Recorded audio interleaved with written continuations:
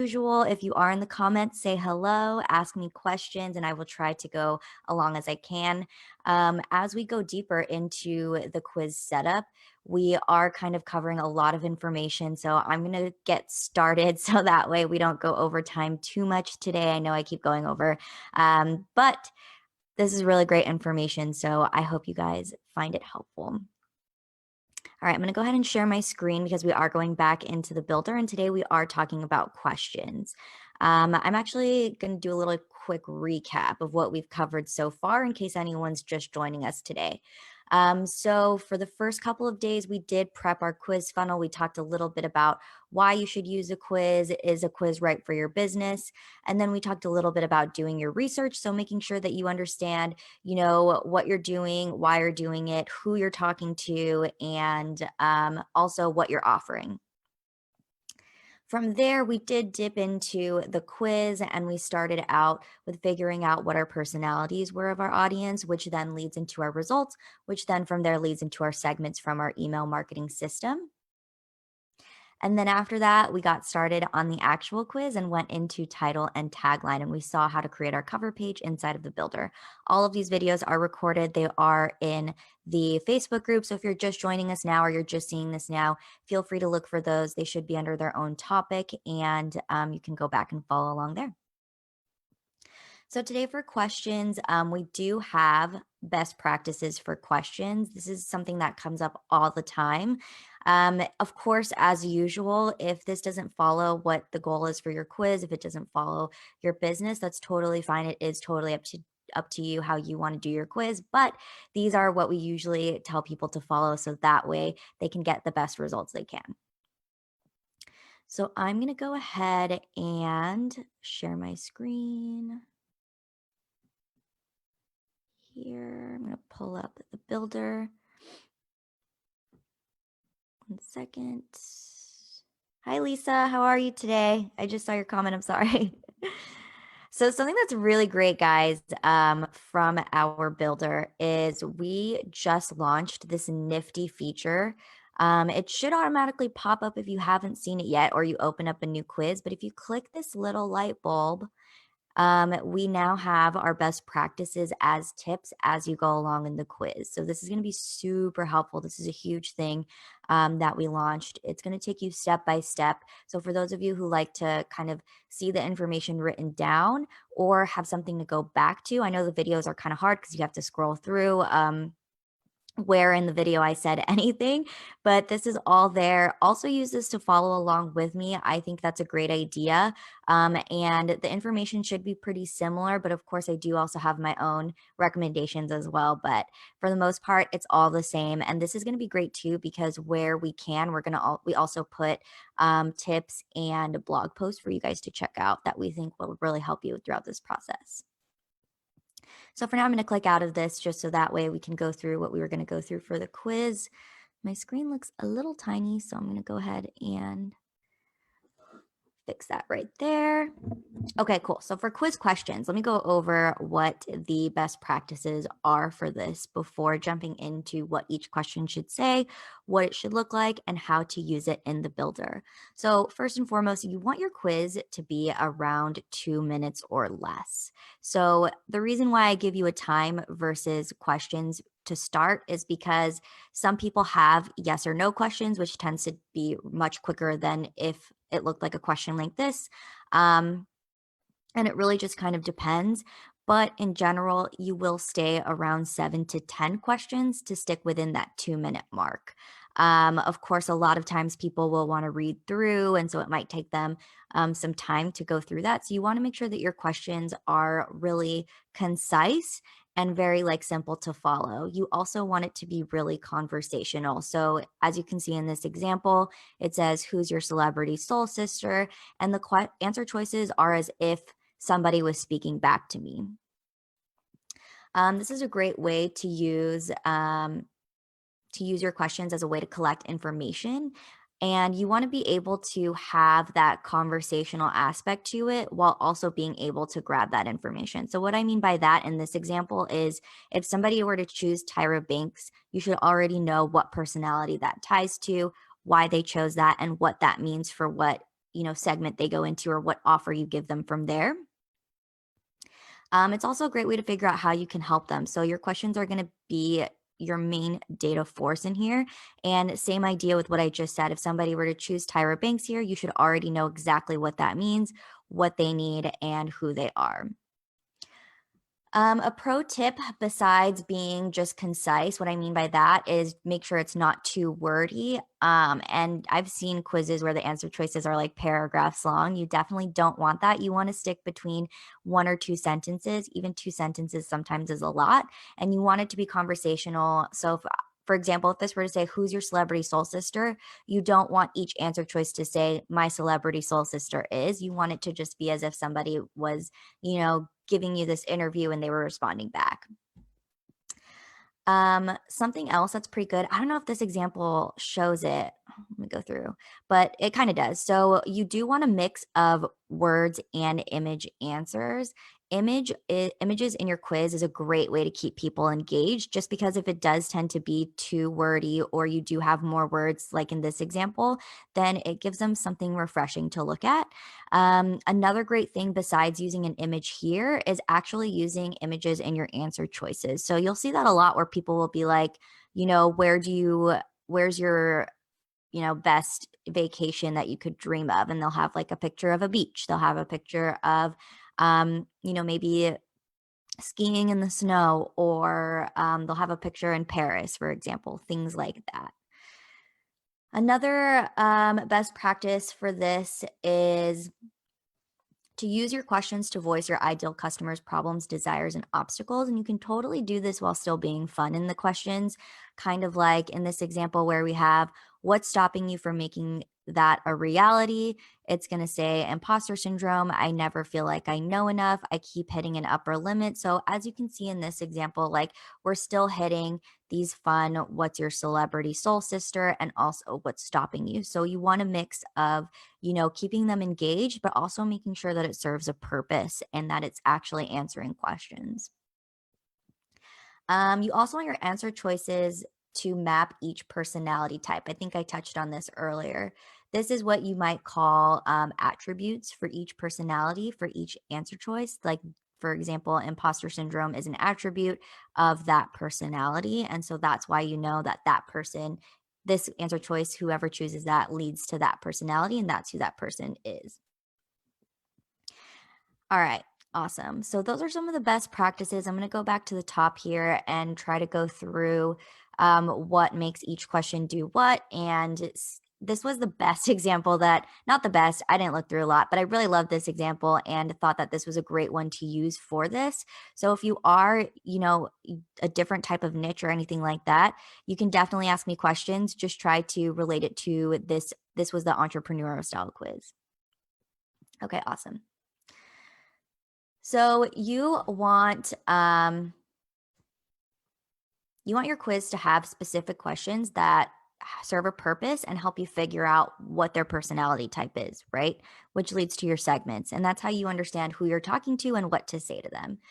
A lot of different people have different things that you can put in here, different types of questions that you can use. So that way it can lead to that end result. And you can find them in some of our workshops that we've hosted with partners. Those are some of the bigger ones that I've seen. I know other people have other ones that they use as well. For the most part, you just want to make sure that you have some aspects of ease of, reading, and making sure that you're also helping them kind of identify what that problem is and how this is helping them. So for time's sake today, there's a ton out there, but I'm going to give you 5 that I think work really well. In my experience, I loved when I've heard these as best practices to use for your questions. You'll also find some, like I said, in our new best practices tips over here. So definitely take a look at those. Take a look at what I'm saying today, and also take a look at our templates and try to figure out what works best for you. The big thing that I've seen all the time, and I love this as a recommendation because it's really how it should be for every quiz. You always want question 1 to be the easiest one to answer. You don't want them to come on and have to think and be like, okay, well, Now this is stressing me out. I'm going to exit the quiz. You want it to be super quick. A lot of times people will use something like a demographic question, a location, age range, or maybe the stage of their journey. I really liked this example because it does serve a purpose. It's still fun. So, who's your celebrity soul sister still gets to the point of what you're looking for, but it is still engaging and it's not too hard to think about when people are reading this question. You want this question to still stay relevant to the outcome of your quiz and the whole like goal and purpose of what you're trying to help them with. So if Celebrity Soul Sister made no sense for this quiz, I would totally say take it out. Just because you don't want somebody to get to this first question, get to the second question, and so on, and then realize it had nothing to do. They might be totally confused, and that is a cause for drop offs. So you want it to be relevant. Another thing is you kind of also don't want it to be an intrusive question. I have seen questions where it was like, how much money do you make in a year? And those probably make a lot of sense for something where it's like a budget quiz or something that has to do with finance, but you don't want that to be your very first question. Just because if it is too personal, it's going to cause for a drop off right at the start. And that's not what you want to happen.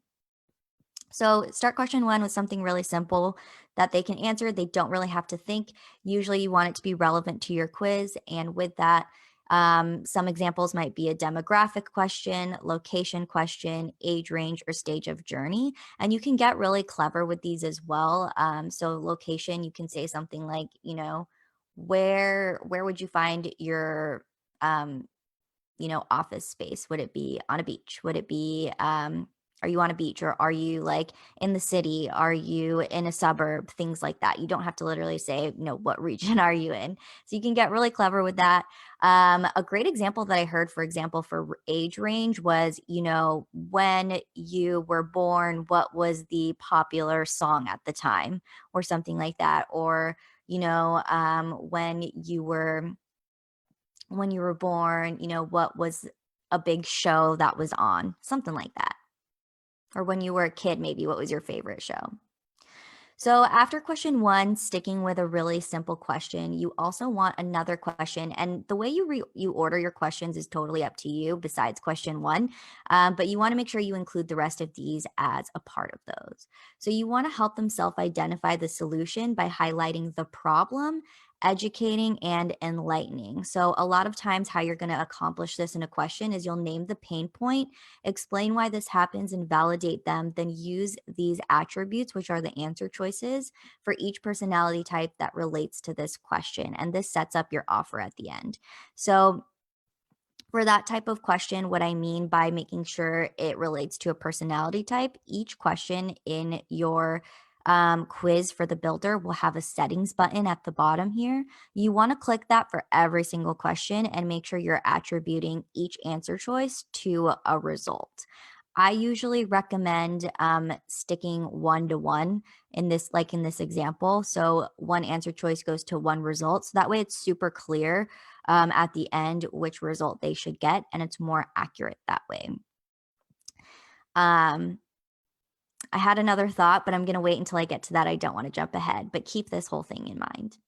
So I don't have an example question for this one in here that does that, but in general, you want to make sure that you're helping them identify what their struggle is and how you can help them. You also want a segmenting question, and what that means is if that were the only question in the quiz, it would automatically answer which personality type they are. So for this one, something that you want to think about is what's your biggest challenge in this main problem? And what is your biggest motivation in solving this main problem? What do you want or hope for, accomplish, or desire out of solving this main problem? I know that was a mouthful, but those are examples of what that question can be. And what I'm going to do is actually, when I retype the description for today's episode, I will write those in there so that way you guys have that to follow along. But you kind of want your segmenting question to follow that formula of including the challenge, maybe a motivation, or what they hope for, what they're trying to accomplish, in order to segment them into what their personality type is. You also want a filtering question, and this one might not work for every single quiz, but this question is going to help you understand what stage they're in. And what I mean by that is just kind of figuring out like, are they ready for services? Are they ready to buy from me? Or are they still looking? Or maybe this is totally they just found this randomly on the internet and they shouldn't have, and they just took my quiz and they're not the right person for me. So what I mean by that is one of your answer choices can say something like it doesn't have to say totally like this is not for me, but your answer choice can say something where you would know that if they chose that answer choice, you probably won't be working with them anytime soon. Maybe they're not ready yet, maybe they're in the wrong place, things like that. So, if applicable, you also want your questions to be fun. And this quiz was a great example of that because it starts off with what's your celebrity soul sister? And like I said, even though it does have that kind of quirky aspect to it, if I chose Tyra Banks or someone chose Tyra Banks, I'd know exactly where that would go and what that means. And in this example, also, like, which of the following quotes do you need taped to your fridge? This is a super fun one, but based off of who they choose, you'll know exactly what personality type they are and who you're talking to. There's some quizzes where this won't work because, of course, like I said, there's tons out there that are maybe more sensitive topics. There are some that, it just wouldn't fit. So, wherever it doesn't fit, I definitely don't recommend putting a fun question in there. You could kind of view it more as like maybe more easier questions. So, something like, what do you like to do to wind down or relax at the end of the day or the end of the workday? Do you like to just watch TV? Do you like to have a cup of tea? Do you like to eat a snack? Stuff like that. Okay, awesome. So those are the questions that you should try to include in your quiz. There are a ton out there. I recommend checking out some of our older courses so that way you can see some other ideas. And then, of course, going through our new best practices in here, which we'll go through each question and which ones you can include in there.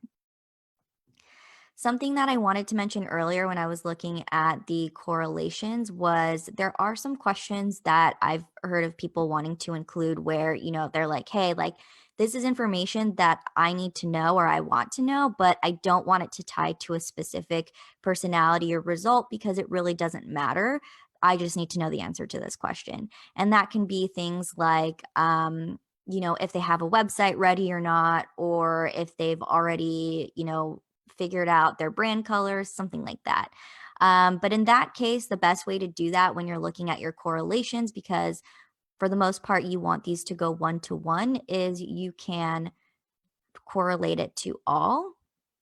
And that way it weighs evenly. So in a personality style quiz like this one, what it does is it tallies up how much of each result they're essentially choosing when they're clicking an answer choice. So if you don't want that to attribute to a specific result, you can do this method where all of them would equally correlate to each result. And so no matter which one they choose, it won't weigh the rest of the quiz. Awesome. If you are in a scored style quiz, that this might look a little bit different. You'd probably just weigh that one, probably a 0 score or a negative score, so that way it doesn't add to the overall score. If you guys have specific questions on that, you can always post it in the group and make sure that it's all working correctly. And I'd like to also mention that if you ever want feedback or you want to just make sure that your quiz is working properly, people are getting the right results and they're getting that welcome series, you can always post it in the group as well. So that's all that I had specifically for here. In terms of looking at this in the builder, what you want to, this is a template. So all of these questions, of course, were already ready to go. If you are starting from scratch, this will be blank. It'll start on that first question page and this won't have any information on it. When you want to add a new question, all you have to do is click this button right here, add new question, and you'll get that next question up there. If you are working in your templates and you realize, this question doesn't really pertain to me, you can always click this button right here and click remove question. To reorder, you should just be able to drag and drop. And this kind of changes the order of where that question shows up on the quiz. Same thing with editing. As the cover page, your quiz colors will go up here, and you can edit this as you go. It should pull for the whole quiz once you set it up in the cover page, but I like pointing it out in the questions just to make sure that the text shows up how you want it to, the questions show up how you want it to, and so on. And then, of course, font will show up the same throughout the whole quiz, as well as the color. And then your logo, if you include one or forget to include one on the cover page, this option is always available for you here, and it should show up on the bottom right. Some other things that I want to show in here for the questions. I wonder if I can get it here. Oh, here. Wait, yeah. So something that I want to point out in the questions when you're looking at this is I've seen this quite a bit where people will say like, hey, like I want something that's like a click all that apply. It's not just one answer choice, because that's really useful for questions like, the ones where it correlates to all. It doesn't really matter to the result. They just want to know this information. You have a button here called answer settings, and you can click to add select multiple answers, which is click all that apply. When you turn that on, it will ask you, how many answer choices do you want to require from them? Of course, I would suggest at least one, but if you leave this at 0, usually the quiz will show up with this next button. Hypothetically, they could just click next and not answer that question at all. So if you want to know at least one, you can put one in there. If you want to put a max, say you have like 6 options, you only want to know the top 3, then you would put 3 in here. Make sure that you click save for that, and you will see the next button. You can have this say something else.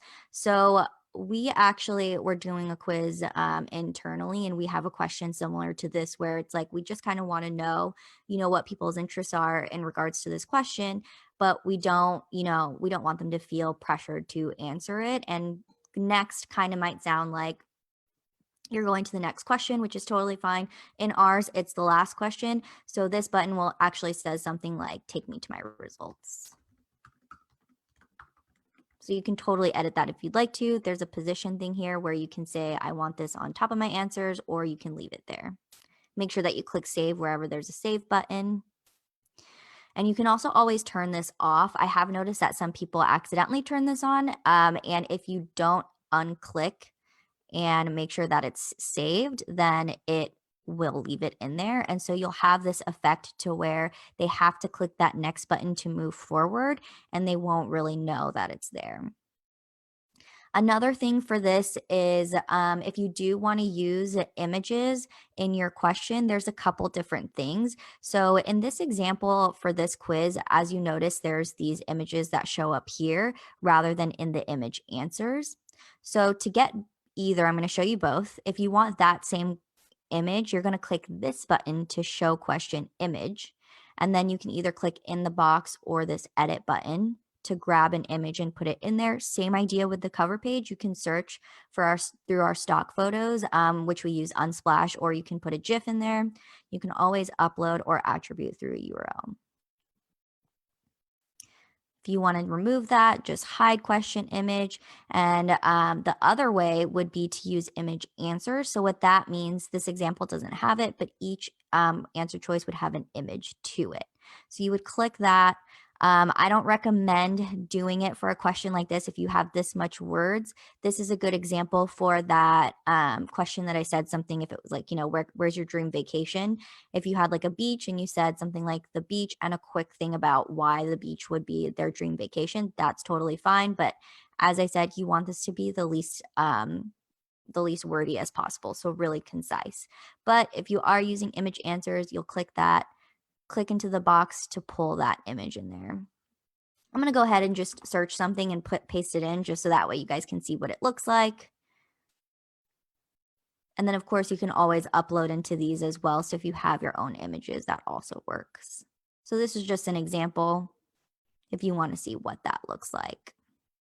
If you want to remove this option, and something that I should mention is if you decide you don't want to use this and you leave these blank, I believe it will still show up. I'm not entirely sure on that, but just to be safe, make sure that you do click back to use text answers.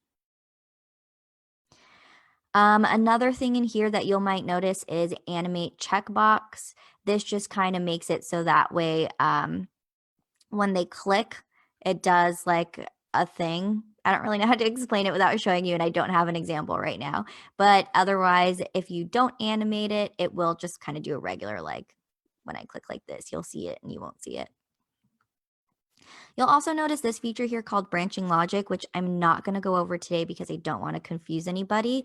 But I will touch on this a little bit when we get there. But this is an option if people are interested in conditional logic. We have a bunch of great blog posts on these and a ton of really great quizzes that use branching logic. The idea for that, just to give you a snippet if you might be interested, is to kind of lead people to different pathways throughout the quiz depending on the answer that they choose.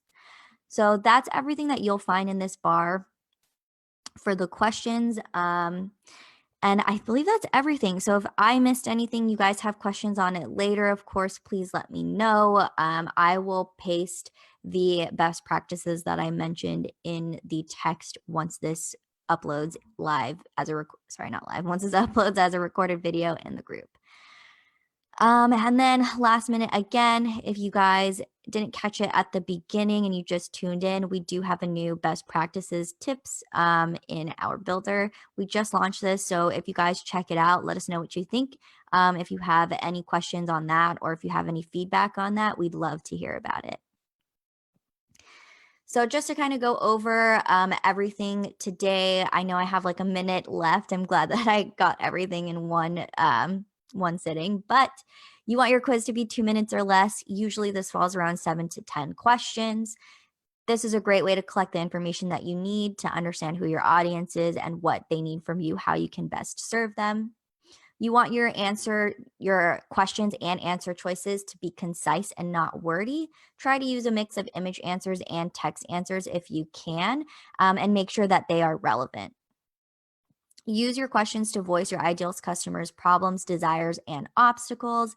And each answer choice should map to a personality type. If it's a question that you just need to know, but it shouldn't weigh for any result, you can correlate that to everything so that way it weighs it evenly.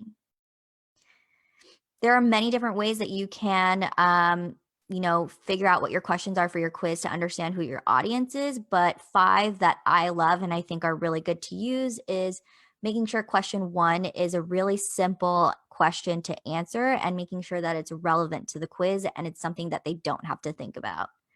Another question that you want to include in there is making sure that you're helping them self-identify the solution to the problem by highlighting what that problem is, making sure that you're educating them and enlightening them. You want to have a segmenting question, which is pretty much just if this were the only question in the quiz and they answered it, you would know exactly who they are and what they need from you.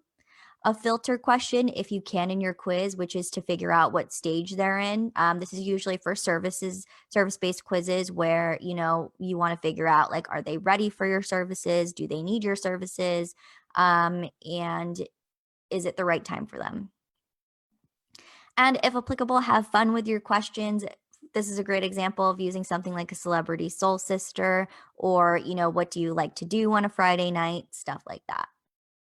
And then also just reiterating quiz logic, you do have to do it for each question. So making sure that you click the correlations to map what that looks like. If this were a scored style quiz, it looks a little bit different. It would ask you to put those scores in. If it were an assessment style quiz, this page would just ask you which one is the correct answer. If you want to put an explanation for why that's the correct answer and so on. All right, that's it for me today, guys.